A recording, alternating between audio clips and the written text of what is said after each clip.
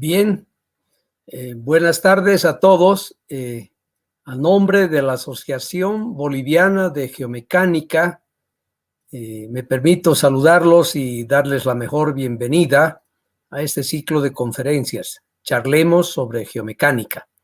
La Asociación Boliviana de Geomecánica se organiza y se funda el año 2010 en la alma mater de la geotecnia en Bolivia, el Laboratorio de Geotecnia de la Universidad Mayor de San Simón, desde donde se empieza a trabajar activamente para mantener al grupo de profesionales que se iban formando en la geotecnia siempre juntos y capacitarlos permanentemente a través del cumplimiento de la misión que tiene la asociación. Realmente esta vez estamos conmemorando nuestro 10º año de vida y de ser miembro capítulo de la Asociación Internacional de Mecánica de Rocas, gestión que se hizo durante la vicepresidencia mundial del disertante del día de hoy, de don Álvaro González, quien ayudó a Bolivia a formar el grupo y a presentarlo ante la Sociedad Internacional de Mecánica de Rocas, por lo cual estamos tremendamente agradecidos. Bien, el día de hoy vamos a escuchar una interesantísima conferencia del profesor Álvaro González, quien es uno de los mentores de la geotecnia en su país, en Colombia. Profesor González acaba sus estudios de ingeniería en la Universidad Nacional de Colombia el año 1965. Después sigue cursos de capacitación en mecánica de suelos el año 1967 en la Universidad Javeriana y parte hacia Inglaterra, donde él hace su curso de Master of Science en el Imperial College de la Universidad de Londres, con distinción. Es graduado con el diploma DIC, un diploma muy importante en el mundo de la geotecnia. El diploma de DIC del Imperial College sigue siendo un sinónimo de excelencia en el mundo entero, y vuelve a Colombia, sigue estudiando, hace cursos de especialidad en Tokio el año 85, y permanentemente preocupado con el trabajo, y trabaja intensamente en la Universidad Colombiana, donde finalmente, después de ser profesor titular, es un catedrático emérito de la Universidad Nacional de Colombia a partir del año 2008.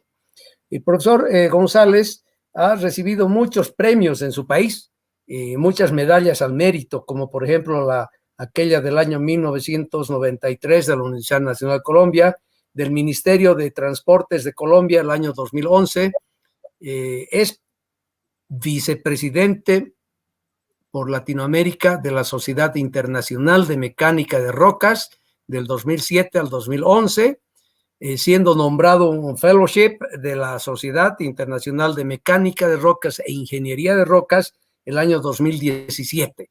O sea, un miembro prominente de nuestra sociedad internacional. Él ha sido además presidente de la Sociedad Colombiana de Geotecnia durante varias gestiones, desde la gestión de 1992, culminando varias gestiones hasta el año 2010-2012, cuando deja la presidencia de la Sociedad Colombiana de Geotecnia, con todo lo que ha podido aportar. Aparte de ser profesor universitario, investigador, él también ha sido y es un profesional activo en el campo de la aplicación de la geotecnia, siendo socio y gerente de la empresa Análisis Geotécnicos Colombianos a partir del año 1990. Él ha asistido a más de 100 congresos y reuniones internacionales, y además debemos destacar que ha sido coautor de normas colombianas, como el título H de la norma NSR del año 98. O sea, como ustedes podrán ver, el profesor González es y ha sido un miembro activo del oasis colombiano de lo que es la geotecnia, y hoy día tenemos realmente el honor de poder escucharlo y conocer todo lo que se hizo con un gran problema que hubo hace muchos años en Colombia, que dejó sin agua a toda una población de millones de habitantes en la ciudad de Bogotá. En ese sentido, no perdamos más el tiempo y yo cedo la palabra al profesor González para que inicie su conferencia. Gracias. Muchas gracias, profesor Rodríguez. Muy agradecido por sus inmerecidos elogios. Vamos a pasar directamente a una pequeña introducción sobre esto. Se llama falla y reparación en 1997, hace 23 años, de los túneles de Chingaza del acueducto de Bogotá. Ya lo veremos en detalle. Primero, unas reflexiones sobre ingeniería, economía y optimización. Esto hace parte de unas charlas que hago siempre sobre factor de seguridad, economía y optimización.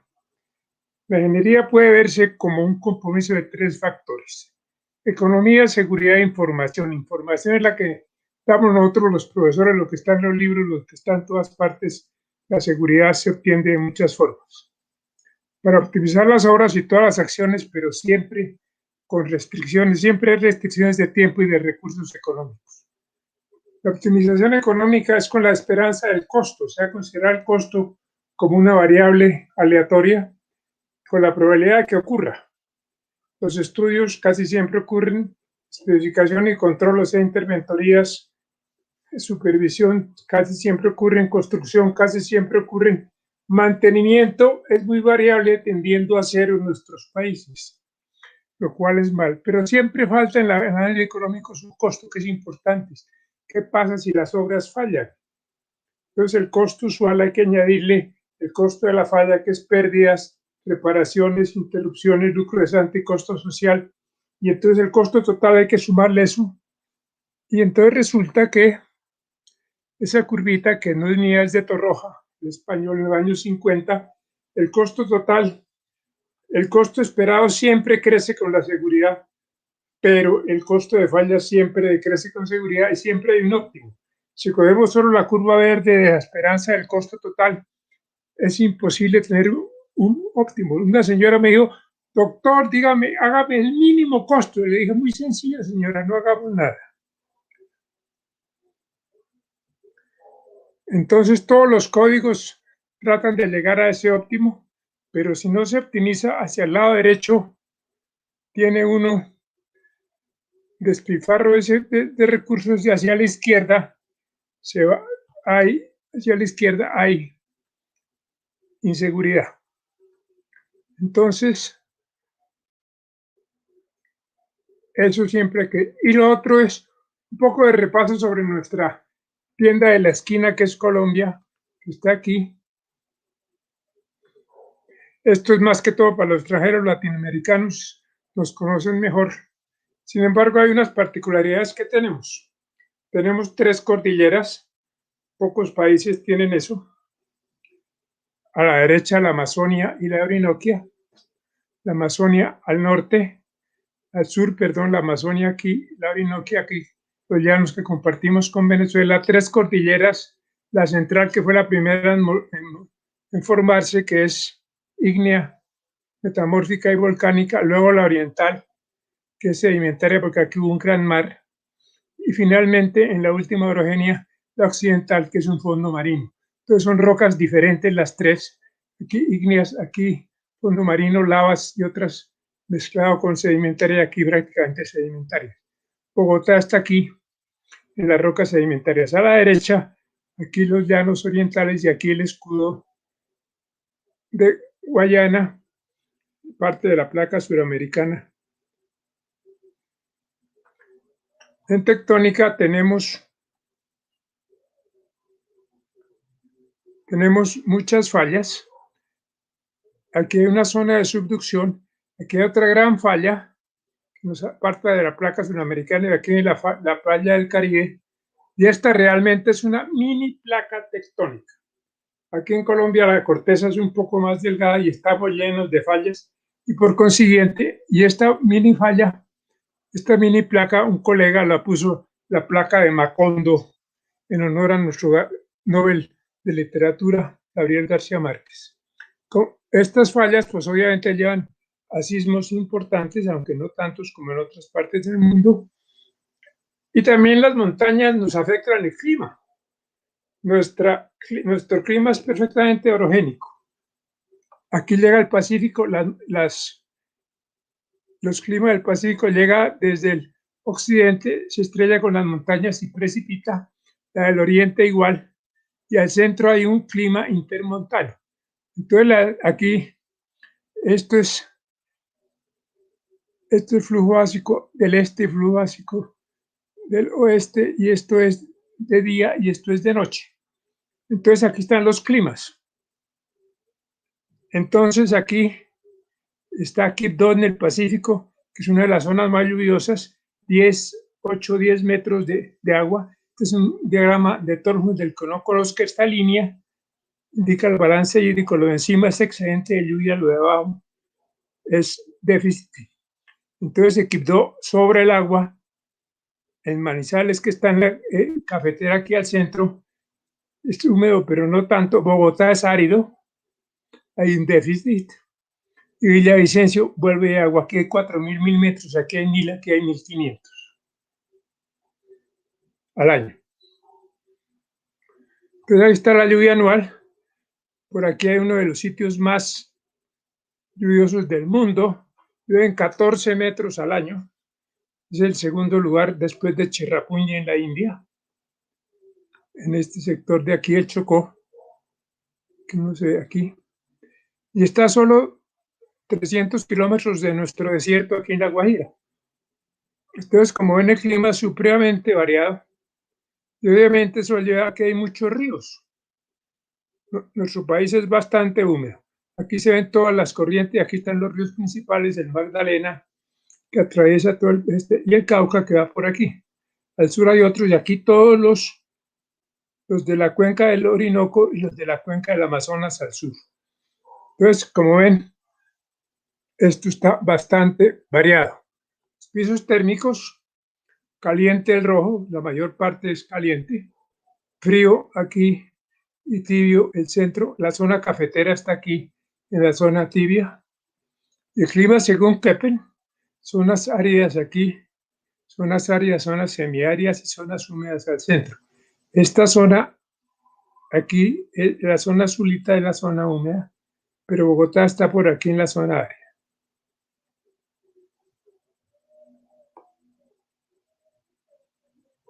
Toda esta cosa de clima y geología da una gran variedad de suelos agrológicos. Hay bastante suelos y obviamente una gran vegetación, una diversidad biótica importante. Está en las selvas del Amazonas, los llanos orientales y toda la zona andina, en nuestra placa de Macondo, que aquí se ve más clara que nunca con la vegetación.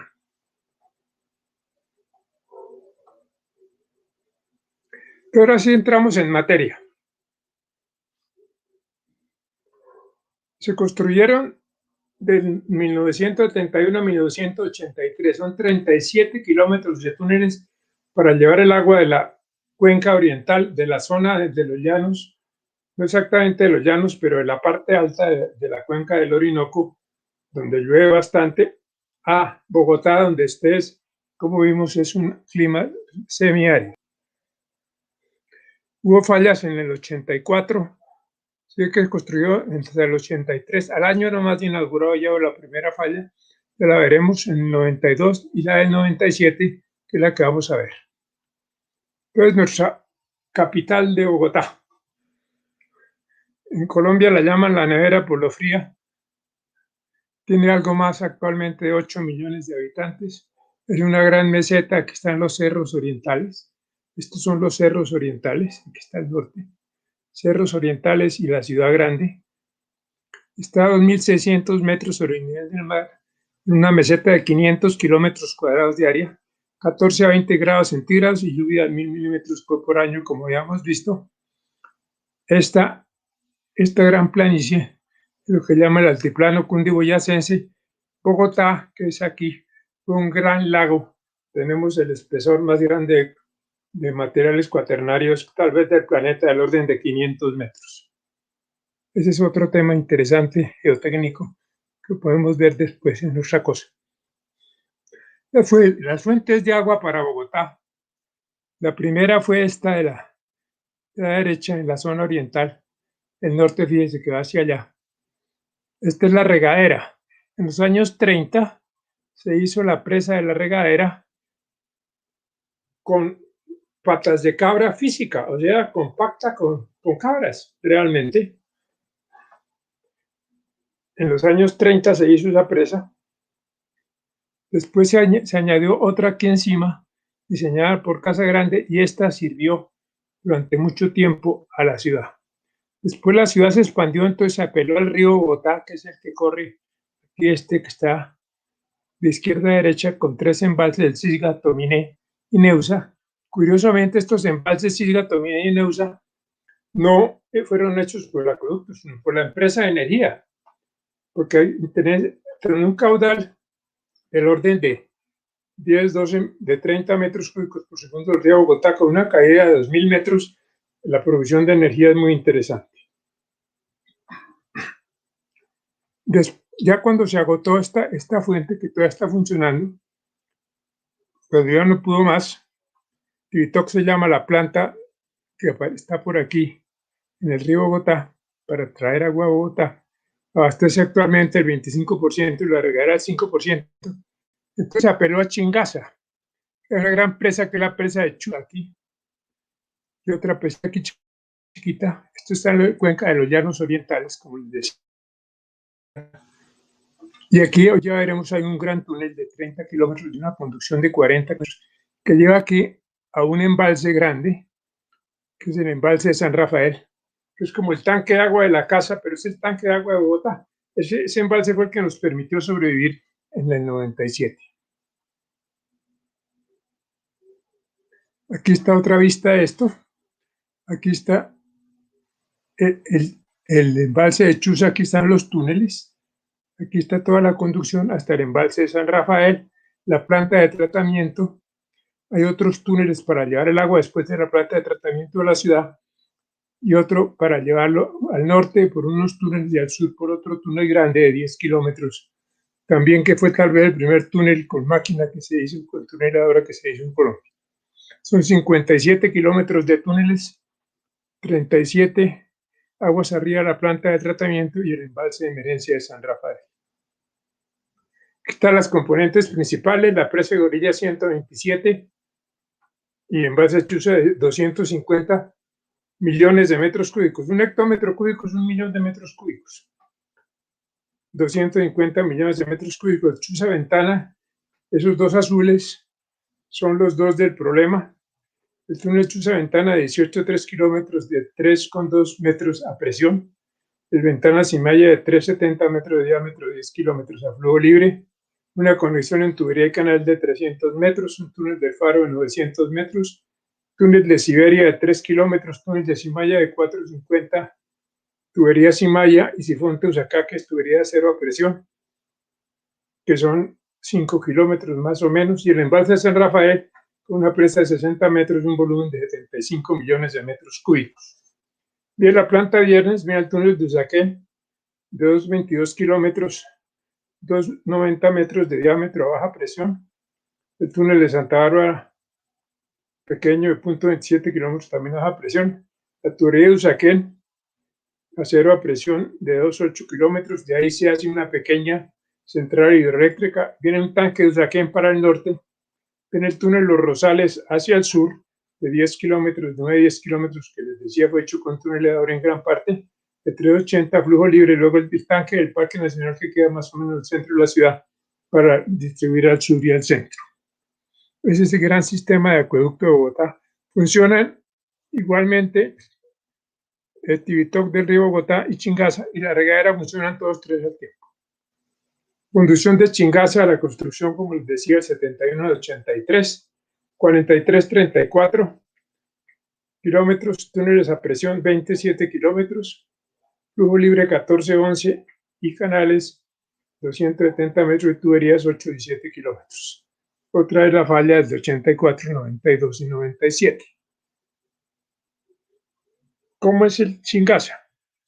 Pues esto es un plano viejo que tocó escanearlo, que no es bueno. El embalse de Chuza, aquí es la conducción, aquí sale el túnel, aquí viene el túnel y sale el túnel aquí a presión, y aquí viene el túnel de conducción, el túnel a flujo libre. Estos son los dos de problema, porque hay un perfil distorsionado que siempre muestra lo que no es, porque distorsionado parece que fueran esas montañas tan grandes. Realmente está ampliado como 10 veces Por esto de la distorsión de las escalas, recuerdo al profesor Juárez Vadillo, cuando decía que si usted quería su foto en escala logarítmica.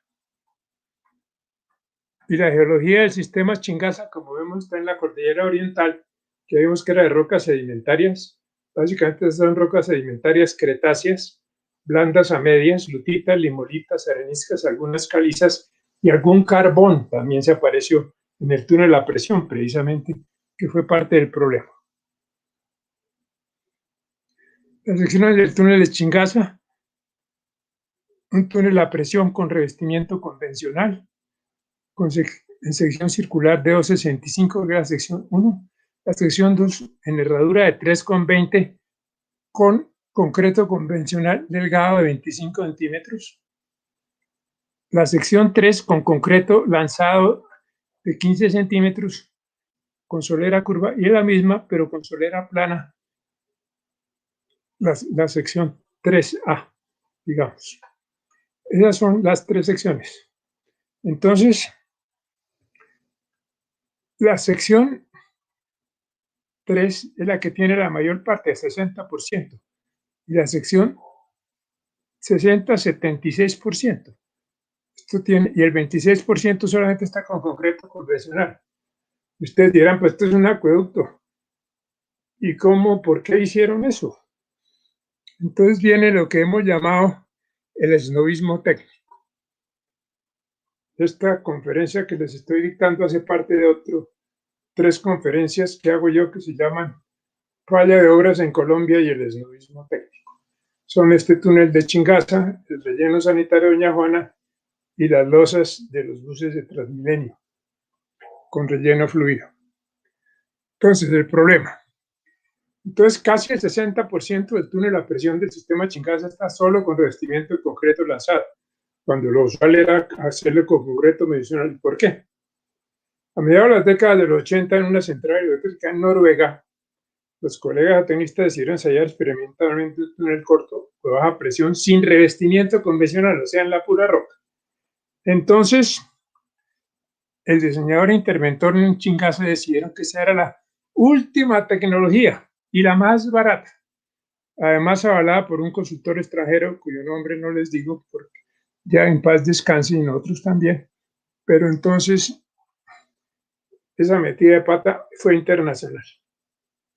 Noruega, los que no conozcan o recuerden, es un ambiente ígneo muy antiguo, granitos y gneisses muy duros, con resistencia similar al hierro o acero, con una compresión simple de 3.000 a 5.000 kilos por centímetro cuadrado, 300 a 500 megapascales, sin alteración tectónica activa.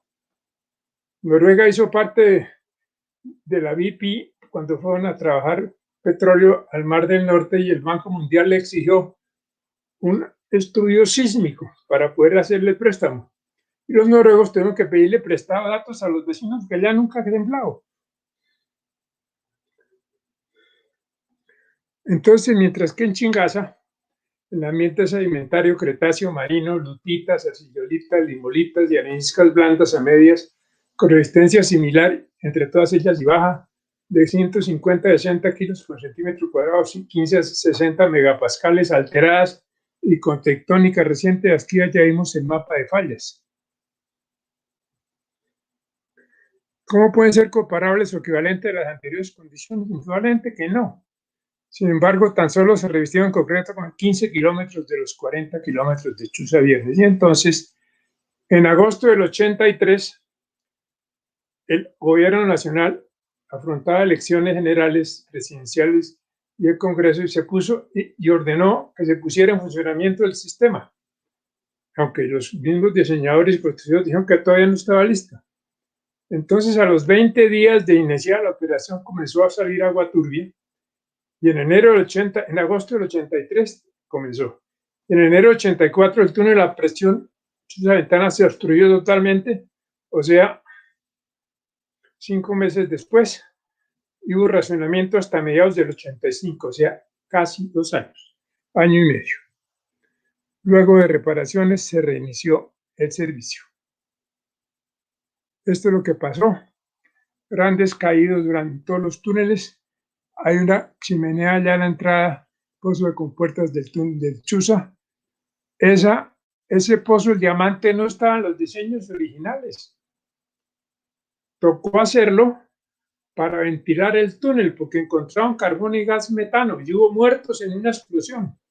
Entonces, cuando estaban trabajando en las reparaciones, entonces de urgencia tocó hacer ese túnel y un pozo, perdón, ese pozo y el túnel de acceso y para ventilación, y eso costó un furbo. Hubo 56 caídos, 5 de ellos muy grandes, total 18.000 metros cúbicos en ese, que era de 18 kilómetros de largo.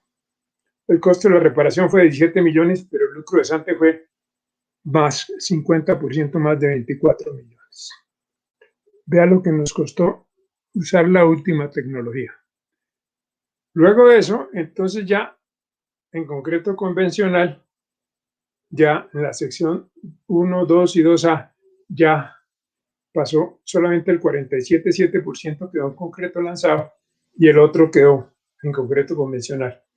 Pero, de todas formas, parte del túnel a presión quedó en concreto lanzado.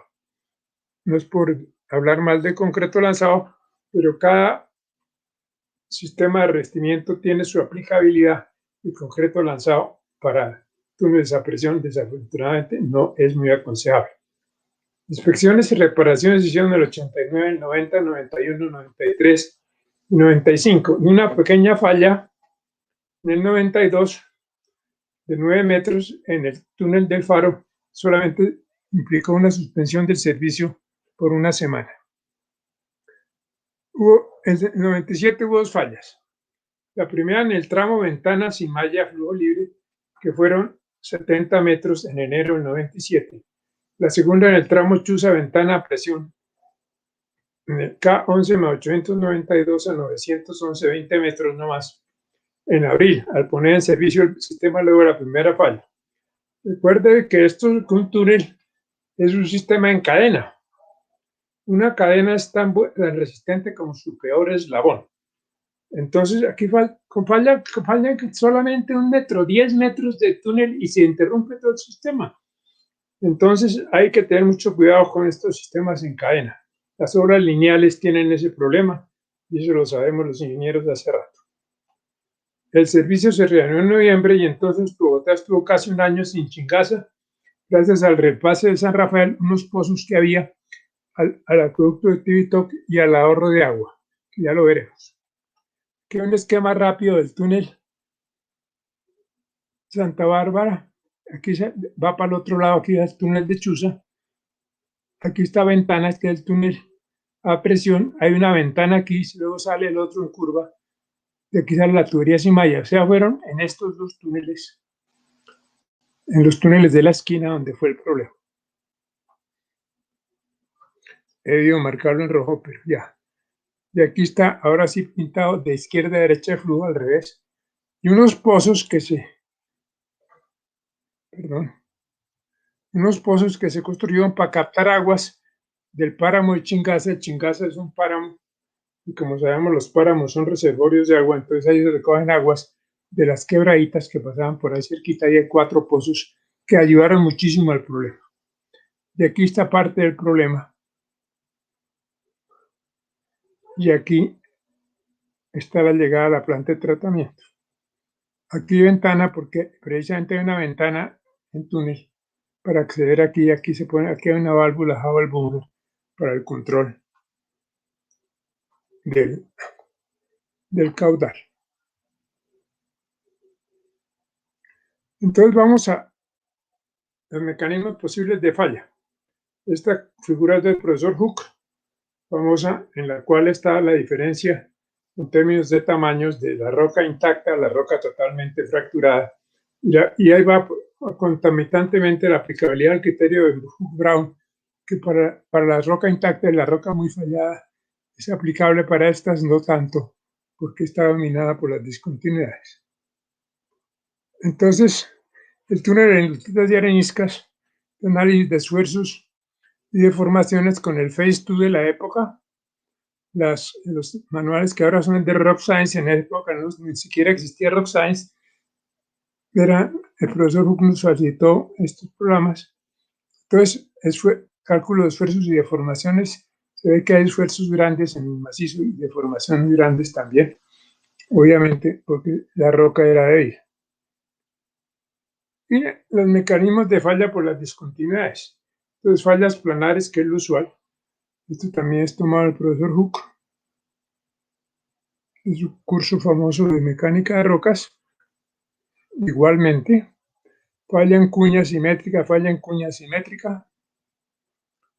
El efecto del concreto lanzado en la cuña.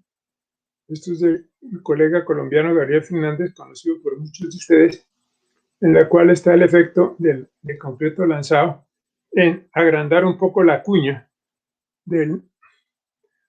porque trata de resistir algo, entonces tiene que cambia un poco el mecanismo. Afortunadamente, durante la construcción, los colegas geólogos de la Interventoría de los Constructores llevaron un detallado levantamiento de fracturas y entonces fue posible obtener las discontinuidades con la estratificación que ve, como ven ustedes, es bastante vertical, que es la línea roja, y discontinuidades también subverticales.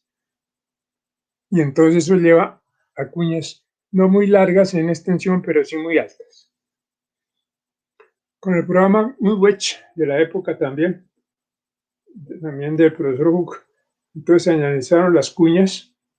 Hay 5 posibilidades de cuñas posibles y todas estas se analizaron con parámetros estimados y se llegó a la conclusión de la cuña más probable era esta, la cuña 1,1, que era la que va más grande. Esta es la falla que se encontró y se teorizó. Esto es teorizada por el suscrito después del asunto. Pero con el primer fallo, porque hubo un fallo, entonces el orden, también respaldado por un modelo hidráulico que se hizo, fue este primero, fue el que cayó, este chiquito. No fue el grandote, sino el más pequeño. Pero este fue suficiente para obstruir el túnel. Se llenó de agua, se presurizó, hizo fallar esto que era más débil. Y entonces vino esta otra gran falla. Este tramo central quedó más o menos bien, no se dañó. Entonces hay 2 zonas de falla grandes. Y esto es teorizado más o menos con las discontinuidades encontradas puestos en el perfil del túnel y más o menos cómo está el material. Esto fue colocado después de que se encontró.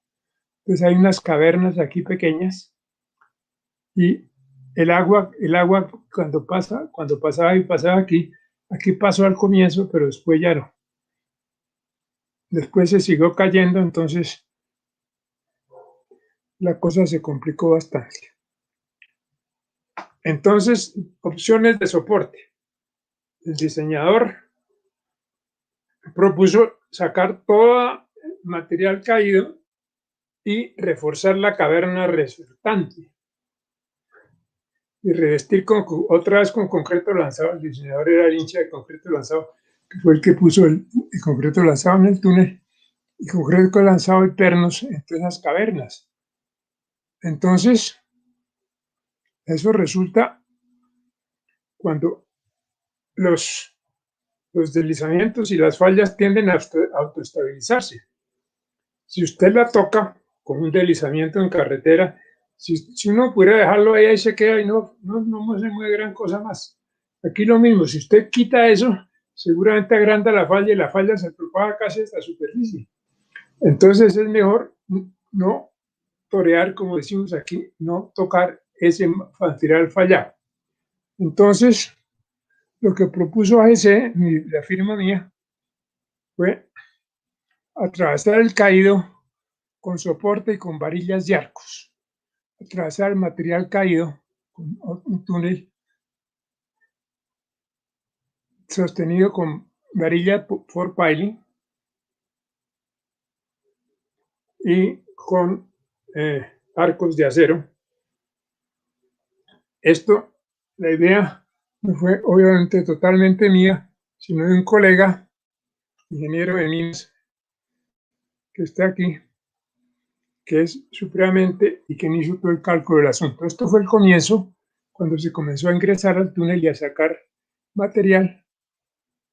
Jaime Martínez Porto, ingeniero de minas, que había sido jefe de minas de Acerías Paz de Río, la única siderúrgica que tenemos.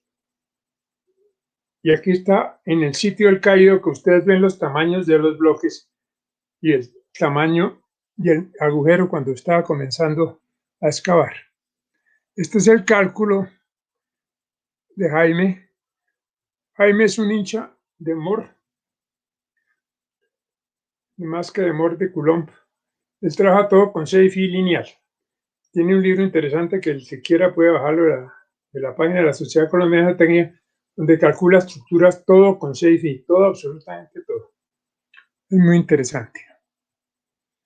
Entonces aquí está la interacción con las varillas hacia adelante, los arcos, y así se atravesaron con unos mineros que traía Jaime de Boyacá, pero además hubo necesidad de bombear, como el túnel estaba represado y los pozos se iban funcionando, el túnel estaba lleno de agua. Entonces, desde los pozos, precisamente hubo que bombear agua del túnel hacia afuera para poder seguir trabajando. Después de que se logró avanzar, que eso fue durante 3 meses, se trabajó en eso, y se logró y se propusieron 3 secciones para la recuperación. Una sección solo de refuerzo en las zonas donde no hubo grandes caídos, una zona de túnel a través del caído, es decir, la original, y otra de caverna baja en los extremos. Estos fueron los refuerzos con varillas y con arcos y con concreto lanzado otra vez así de 15 y 20 centímetros para esta obra que se suponía provisional. Y aquí están las secciones, la sección 1, que es a través del caído, como ven, 1, perdón, que es solamente refuerzo, perdón, 2, que es a través del caído, que es esta rosada, que fue la mayor en las 2 cavernas, y 3, simplemente de caverna baja, que es con un pequeño relleno encima. Esa fue la recuperación. Como ven, va del tramo 90-95 al 183, o sea, casi 100 metros de túnel. Sin embargo, nos llevó más de 3 meses hacer eso. Las rocas areniscas amarillas y lutitas grises, las lutitas shales, como sabemos, son rocas muy débiles. Aquí las obras de reparación, la colocación de varillas y arcos de acero ya para la reparación.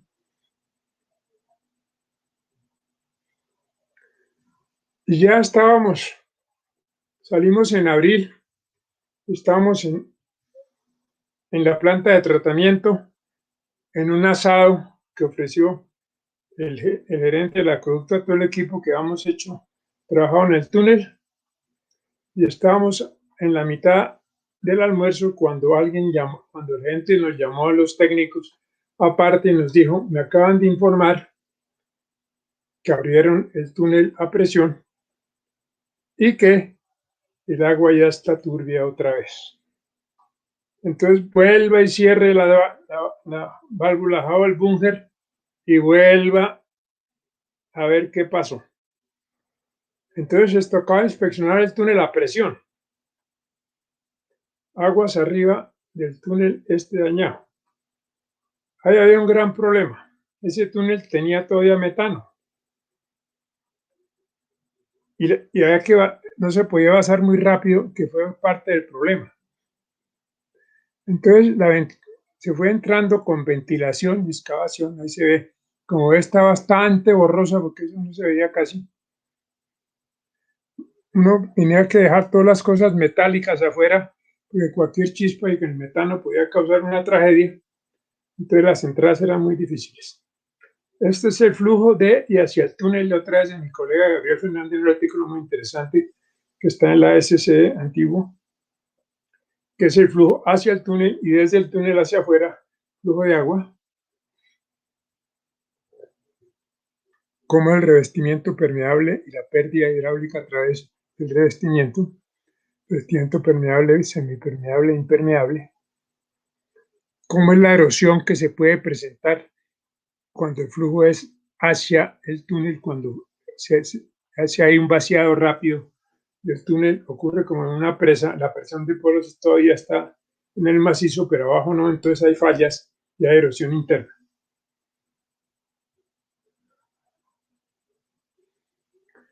Entonces, erosión y colapso superficial, en algunos casos, aquí no pasó superficial. Esta es la falla del túnel a presión, 7 kilómetros adentro de la ventana. Nos tocó caminar y tocó entrar, y tocó esperar como un mes y medio para poder entrar. Realmente fueron 20 metros nomás lo que se cayó. Pero adiós, para llegar allá. Llegaron primero por el otro lado, se bombió el agua y se pudo llegar por el otro lado. Inclusive alcanzamos a irnos de un lado al otro, porque eran solo 20 metros.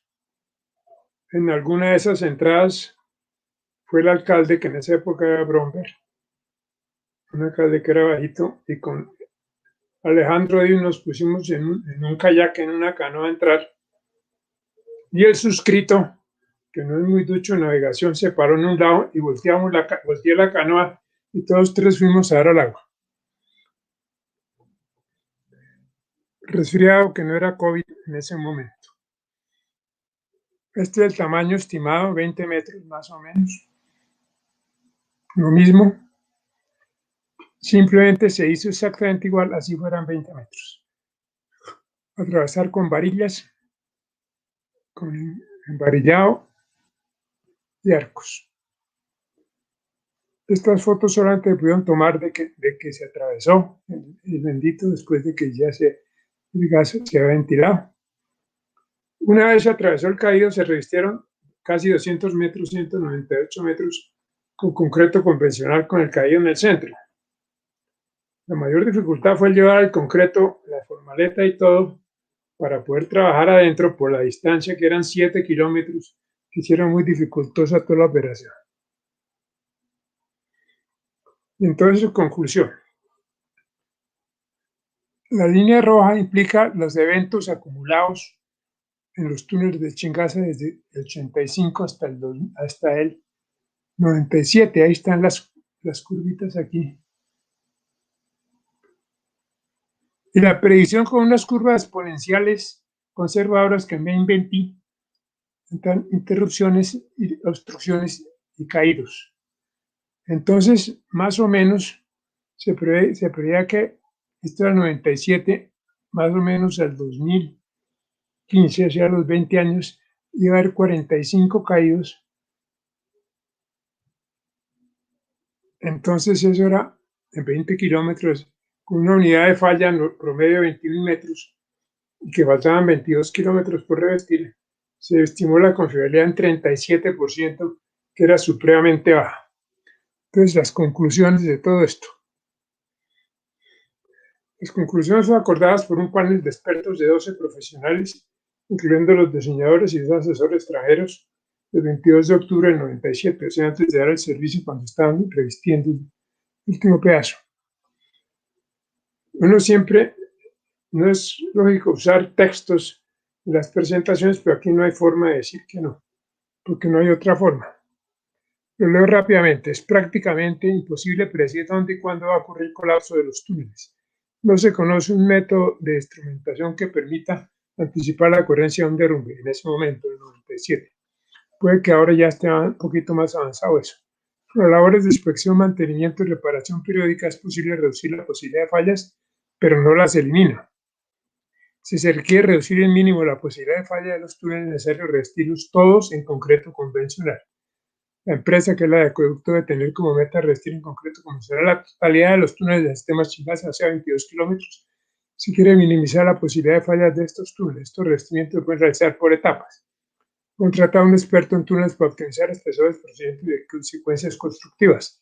Programar las etapas de revestimiento de acuerdo con la programación operativa y presupuestal de la empresa. actualizar el manual de mantenimiento, acelerar la puesta en servicio del túnel aguas abajo del túnel paralelo de Usaquén para darle salida al agua, colocar la válvula de guarda arriba de la válvula de Howell Buffer que no tenía, pues continuar con la instrumentación y capacitar más al profesor procedural que vaya a trabajar en las labores. La vez construyó, lo que se hizo, construyó el túnel paralelo de Usaquén, instaló una mini-central hidrotérmica, se colocó la válvula de guarda en ventana y anualmente, de acuerdo a la climatología, en periodos a 3 meses, normalmente de septiembre a noviembre, cuando es la época lluviosa en la zona andina colombiana, se cierra el sistema Chingaza de túneles, se hacen inspecciones y se revisten tramos de ellos. Se estima que del 98 a la fecha, octubre del 2020, ya solo falta 1 kilómetro por revestir de los 22, o sea, más o menos un promedio de 1 kilómetro anual. Y una consecuencia inesperada. Debido a la intensa campaña pedagógica del alcalde Mocus en 1997, la población de Bogotá aprendió muy efectivamente cómo ahorrar el agua. Este hecho y otros factores redujeron la demanda de agua potable en la ciudad y entonces la expansión de los sistemas de suministro de agua potable se pospuso al menos 5 años. Aquí era como iba la curva, en la linecita roja, aquí en el 97 y cómo cayó la curva de demanda, lo cual hizo posponer todo como 10, al menos 5 años. Dicen que no hay mal que por bien no venga. Finalmente, lo que aprende uno es que quien no aprende de sus errores está condenado a repetirlos. Muchas gracias.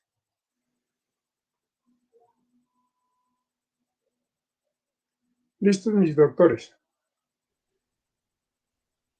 Profesor Álvaro, la exposición ha sido muy exquisita y estamos muy complacidos con su participación en las charlas de geomecánica de la Asociación Boliviana de Geomecánica. Quiero contarle muchas cosas. Entre ellas, a su presentación asistieron personas de diferentes lugares, desde Venezuela, desde Sao Paulo, Brasil, Valledupar, Uramita, Medellín, Bogotá, Colombia. Le mandan muchos saludos varios estudiantes de la Universidad Nacional de Colombia, desde Cartago, Costa Rica, desde La Paz, Cochabamba, Santa Cruz, Bolivia, también desde Asunción de Paraguay, Lima, Perú, y desde la Ciudad de México le mandan extensos saludos y que se encuentre muy bien. Voy a pasar a leer las preguntas que están en el chat. La primera pregunta dice: buenas tardes, profesor González. La Sociedad Colombiana de Geología encabeza una campaña para que se actualice la norma sismorresistente 2020. Se obliga a la firma de geólogos e ingenieros geólogos en el componente geotécnico geológico.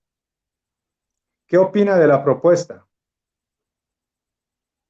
Ese es un tema que no está con este tema. Yo soy el coordinador de la Comisión de Redacción del título H precisamente de la norma 2020 y estoy de acuerdo, eso lo discutiremos próximamente y si ustedes quieren, diríjanse a ISO, la Sociedad Colombiana de Geotecnia, y lo discutimos allí. Gracias.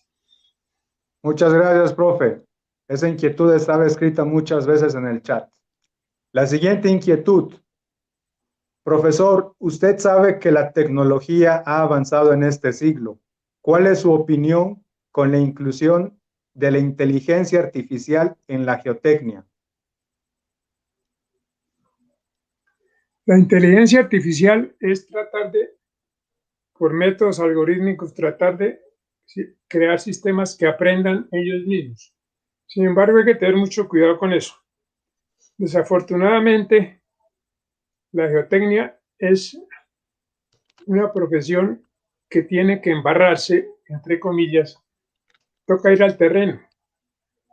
Mi papá, que también era ingeniero civil, siempre decía, el terreno es el que sugiere sus propias soluciones. La inteligencia artificial es útil, sirve para muchas cosas, pero no hay que creerle totalmente. Se ha usado y se usa en muchas partes para cosas que son totalmente virtuales y que son totalmente, puede que funcione. Pero fíjense, problemas que ha habido con los carros automáticos, los carros dirigidos por inteligencia artificial. No, todavía no es muy fácil hacer que funcione. Muchas gracias. Muchas gracias, profesor. La siguiente pregunta de parte de un estudiante de Brasil. ¿Cuál sería un buen libro en español o inglés para una buena introducción a la mecánica de rocas? No es porque sea yo jueguista, podría decirse, pero en español está el libro en español Llorente, que es muy bueno. Y, por ejemplo, en Rocas Blandas, el profesor Caña acaba de sacar uno. En Brasil hay varios. Nosotros en Colombia no tenemos mucho, hay muchos, desafortunadamente, y en esto la información siempre sucede que lo que pasa de un libro de un congreso para que llegue a un libro se demora aproximadamente 5 hasta 10 años. Entonces, los libros son muy buenos, pero siempre están un poco atrasados con los avances tecnológicos. Entonces, la recomendación es más que todo que consulte fuera de los libros clásicos como el de Hooke, como el de Bienaski, como muchos otros, consulte lo de los congresos que se hacen anualmente y que ya básicamente muchos están de libre lectura. Gracias, profesor. Aquí hay una pregunta un tanto interesante. Dice, el mecanismo de falla presentado en los túneles de Chingaza es muy similar al presentado en el túnel auxiliar del proyecto hidroeléctrico Ituango que generó la contingencia. ¿Cuál es su opinión con respecto a este problema? A ver, el túnel de Ituango era un túnel a presión, que es un poquito diferente al que pasó en Chingaza, que era flujo libre, la primera falla que mostré con las dos caídas. El túnel de Ituango, lo que pasó fue también falla del revestimiento aparentemente, túnel a presión y falla en el revestimiento que parece que quedó insuficiente y las rocas eran totalmente diferentes. En Ituango son ígneas, son neises y ahí se creó una gran chimenea que subió cerca de 150 metros y el agua entró al túnel y lo taponó totalmente. Esa es otra cosa un poco diferente. Puede que el mecanismo de falla de agrietamientos haya sido por discontinuidades, pero el colapso final fue diferente. Listo, profesor. Muchas gracias.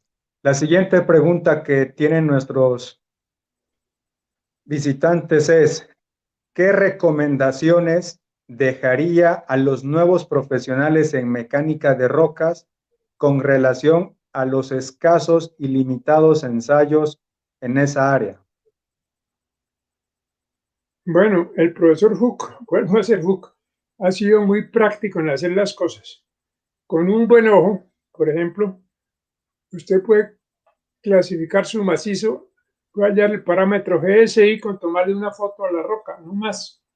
Puede tener una idea y con hacer unos ensayos de martillo de navaja en el material rocoso puede catalogar más o menos la roca y puede tener una aproximación que no es exacta, pero es buena y que para efectos prácticos puede funcionar. Entonces, la falta de ensayos complicados como los triaxiales completos, como los cortes directos, hay que tratar de hacerlos, pero a veces uno no tiene. Yo soy muy hincha, por ejemplo, del RQD. El RQD es una herramienta bárbara. Y la otra, en perforaciones, los ensayos de onda, de cortes downhole, da muchísima información in situ. Muchas gracias, profesor. La siguiente inquietud es, hay muchos métodos de diseño de túneles. Unos diseñan con el Q de Barton o el método noruego, otros diseñan con el NATAM de Austria, y la norma de túneles de Colombia está basada en el título austríaco. ¿Cuál es su opinión con respecto a la metodología adoptada por los colombianos? A ver, ese título, ese código de puentes realmente no fue del método austriaco, fue adaptación del código ASTO. El de túneles, profe, el de túneles. El de túneles es código ASTO. Con ese fue que se hizo, con el ASTO 2012. Se modificó en algunas partes como cargas y sismos, pero el resto el código ASTO es básicamente el americano. No es ni el austriaco, ni el de Barton, el de Hooke. Entonces, aunque tratan de usar algo de Barton y Hooke en ese método austriaco, vuelvo y digo, yo soy Hooke, porque tal vez fue mi profesor, pero Hooke y Barton son muy equivalentes. Barton ha avanzado un poco más porque él siguió prácticamente trabajando en todo esto. Por ejemplo, Barton ya ha avanzado mucho, por ejemplo, en clasificación de maestros para máquinas tuneladoras, que es lo que se usa ahora. Entonces, para mí, nuestro código necesita, y que no me escuchen el gobierno, necesita cambiarse totalmente porque lo que nos están haciendo es una locura. Dieron un día de gracia para discutir. Con eso le digo todo. Muchas gracias, profe. La siguiente pregunta le pide un favor, que si puede hablar un poco más de los tipos de roca que fallaron. Los tipos de roca que fallaron la parte de abajo fueron areniscas y lutitas, básicamente lutitas, o sea, shales, cretáceos, que como sabemos todos son rocas muy débiles. Ahí adentro ustedes vieron esos bloques negros, eran bloques de areniscas, pero con lutitas. Entonces, las lutitas son las rocas blandas, muy susceptibles a falla, a humedecimiento y a falla por humedecimiento y secado, a muchas cosas. En Colombia tenemos bastantes y las sufrimos bastantes. En el otro caso, eran areniscas que fallaron en el caso del túnel de la presión, pero fueron solo 20 metros, con unas limolitas un poco débiles, pero solamente fue un tramo muy cortico. Pero realmente fue suficiente para interrumpir todo 18 kilómetros de túnel. Con 20 metros fue suficiente. Muchas gracias. Todos eran rocas sedimentarias. Muchas gracias, profe. Hay un par de preguntas más. Sí, claro. La inquietud que lanzó con respecto al RQD hizo que saliera una pregunta que dice, profesor, si el RQD está en función de la orientación de la perforación, ¿con qué valor obtengo mi clasificación de macizo rocoso? Ahí sí toca como un presidente nuestro que era muy conservador, con el que lee menos.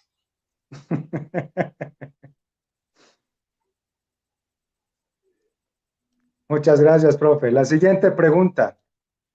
Observamos que el concreto lanzado utilizado en el soporte de los túneles y del revestimiento tiene malla y en otros tramos tiene fibra. ¿Por qué?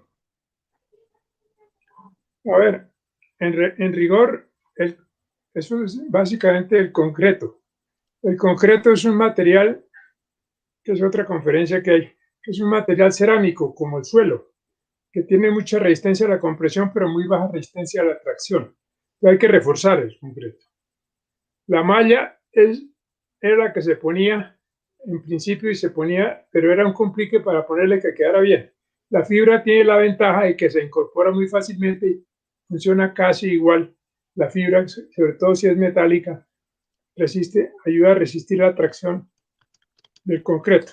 Entonces eso depende, pero no, en Chingaza no hay fibra. En Chingaza todo fue hecho al comienzo, en el 83 todo era con malla. La fibra se vino a usar más tarde. Sí, la pregunta era, ¿qué opina del uso del concreto lanzado con fibra versus la malla que se utilizó en Chingaza? No, para mí, si están diseñados bien, ambas deben funcionar bien. Lo que pasa es que todo está en el operador de cómo se coloca una y otra. La siguiente pregunta es, ¿Cómo es un buen programa de investigación geotécnica para el profesor González? La pregunta del millón. En la revisión del título H, que es para cimentaciones de edificios, hay un capítulo que es el capítulo 3.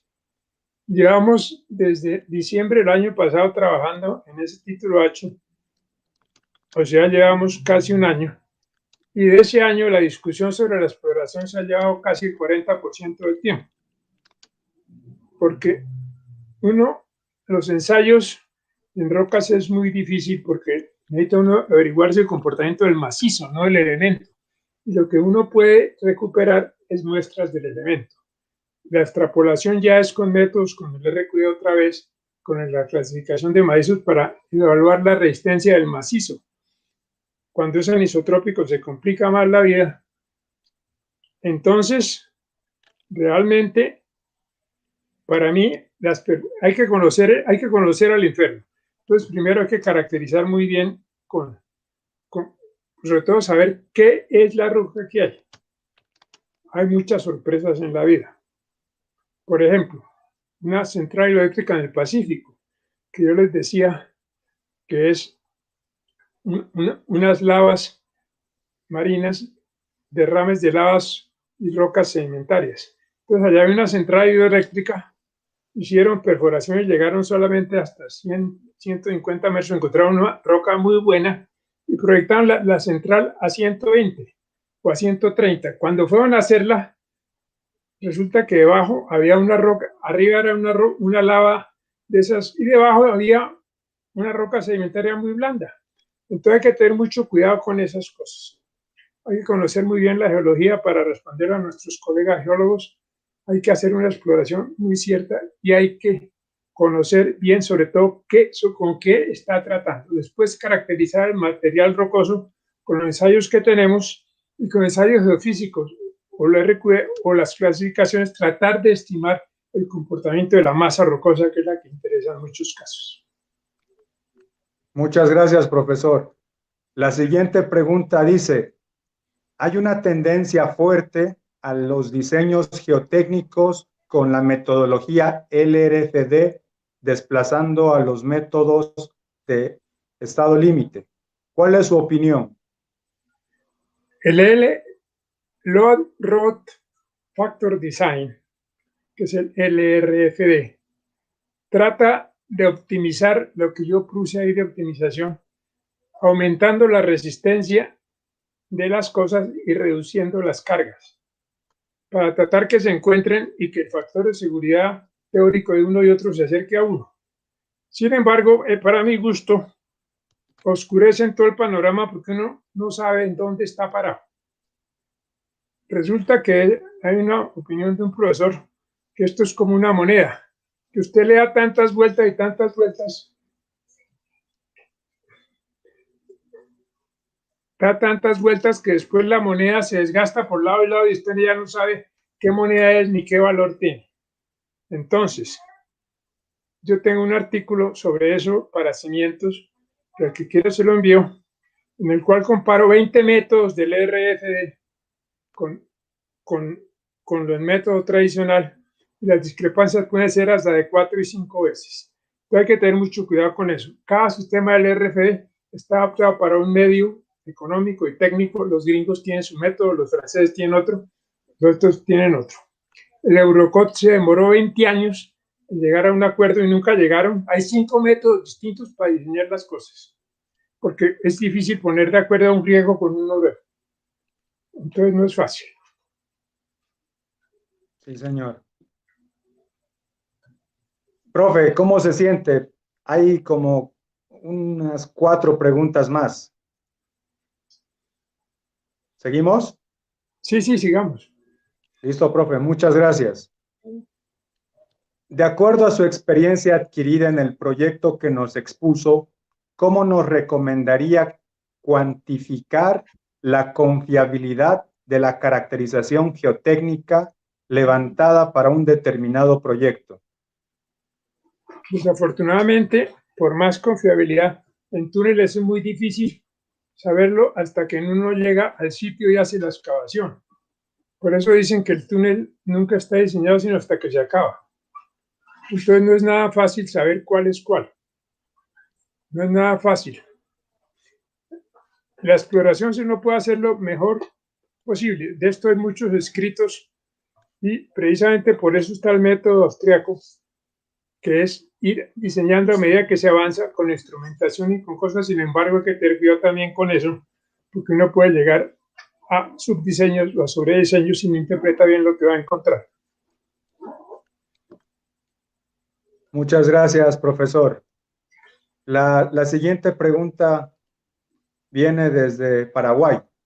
¿Cuál fue el impacto ambiental en la construcción del túnel y qué hacen con los escombros o materiales residuales del túnel?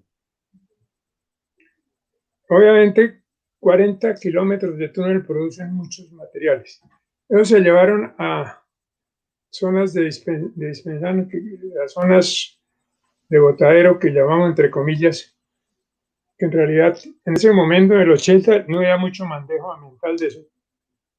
Entonces, pero era una zona que no tenía mucho desarrollo agrícola, de nada de eso se encontraron áreas donde se pudo disponer sin mucho problema. Ahorita no sé exactamente cómo están esas zonas, pero seguramente hay muchas que ya están reaprovechadas.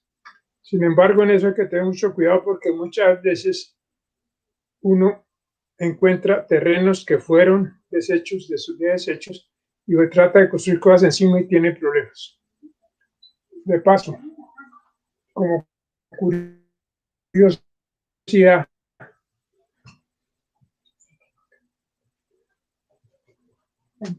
por ejemplo, una de las 7 colinas de Roma ya se sabe y se encontró que era de basura. Entonces hay que tener mucho cuidado con los desechos. Muchas gracias, profe. Otra pregunta interesante. ¿Qué consideraciones tuvieron frente al comportamiento sísmico en el diseño de los túneles de Chingaza? En eso el comportamiento sísmico de túneles trae mucha polémica. Realmente un túnel no se afecta mucho por un sismo. Acordémonos que el sismo que se despliega en superficie, al llegar a superficie se duplica. Ojo, hay una reflexión de las ondas y la aceleración en superficie es el doble de la que llega. Por eso en un edificio, el edificio baja la aceleración que le llega a la mitad realmente, de la que uno tiene en terreno libre, primero. Segundo, la onda pasa por los lados del túnel como el agua pasa a los lados de la vía de un puente y realmente no hay mucho efecto. Precisamente con un sismo famoso que fue el sismo de Tauramena en el 99, había un sismógrafo dentro del túnel de Chingaza y la aceleración que se sintió en Bogotá comparada fue el orden del 30% en Chingaza de la que se sintió en superficie en Bogotá, en los cerros, en la zona rocosa. Entonces, en realidad, en los túneles hay que tener cuidado en los portales donde se acerca a superficie o si hay fallas activas, esa es otra cosa, fallas que se puedan mover dentro del túnel y ahí sí hay que tener mucho cuidado. Muchas gracias, profesor. La última pregunta, después de tantas que nos ha concedido, dice, en el túnel de Oriente se implementó sostenimiento con sistema de arcos noruego o cerchas pernadas para túneles a media ladera de baja cobertura. ¿Qué opina de su aplicación? En realidad se trata de reforzar lo que casi que se acerca, cuando hay laderas con baja cobertura, casi que se acerca a un falso túnel. Entonces eso es tratar de reforzar el pedacito de roca que queda entre el túnel y la ladera para tratar de que no falle. Y puede funcionar, aunque yo me iría mejor con un revestimiento convencional más resistente. Profesor, muchas gracias por su tiempo, por su explicación, por sus enseñanzas y por el legado que está dejando a las nuevas generaciones. Agradezco mucho a la Asociación Boliviana por esta invitación y esta oportunidad de poder compartir con ustedes estas experiencias y también celebrar mi salida del COVID. Muchas gracias. Profesor, en buena hora y Qué buena noticia que haya logrado superar ese virus. Ahora va a ingresar el profesor doctor Gabriel Rodríguez a darnos la despedida de la charla del día de hoy y los anuncios parroquiales.